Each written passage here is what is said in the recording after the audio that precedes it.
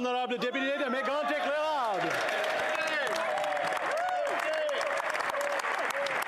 La ministre des Finances a finalement annoncé une date importante. Le 7 avril, nous allons assister à la présentation du premier budget néo-démocrate de l'histoire du Canada, Monsieur le Président. On peut s'attendre à 3 choses.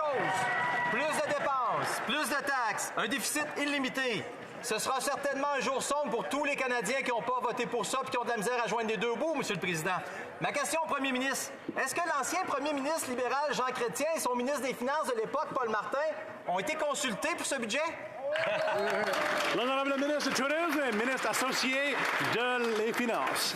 Merci, Monsieur le Président. Les conservateurs continuent de dénigrer l'économie canadienne et de partager une fiction économique. Donc, permettez-moi de partager avec vous quelques faits très importants.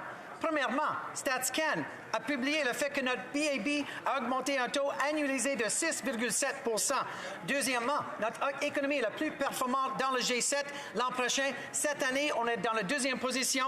Quatrièmement, notre PIB, malgré l'Omicron, est au niveau avant la pandémie. Ce sont les faits, Monsieur le Président. L'honorable député de Mégantic-Lérable. On va en parler. Le premier ministre néo-démocrate et le chef de son aile modérée ont signé une entente secrète qui vise à mettre en œuvre le plan de dépenses de 200 milliards de dollars du NPD, contre des valeurs supposément libérales, Monsieur le Président. C'est quand l'économie est en expansion qu'il faut réduire le déficit, disait Jean Chrétien. Ne pas remettre de l'ordre dans nos finances maintenant, ce serait renoncer aux valeurs qui justifient l'existence de notre parti et de notre gouvernement, disait Paul Martin, Monsieur le Président.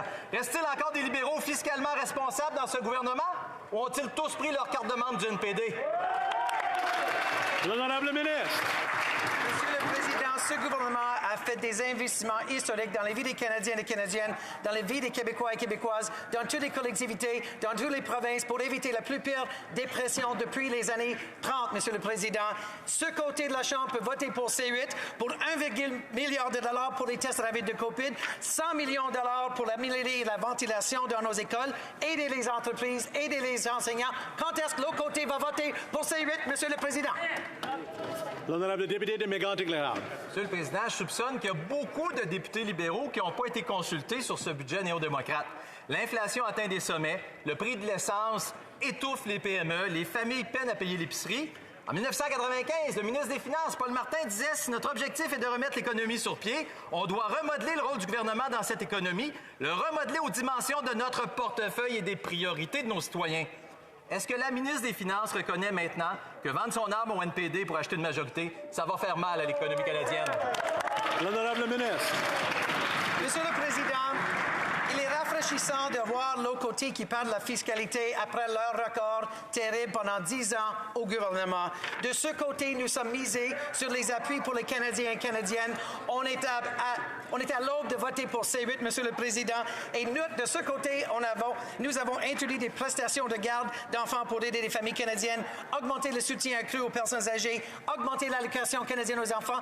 Ici, c'est abordabilité. De l'autre côté, on ne sait pas trop quoi.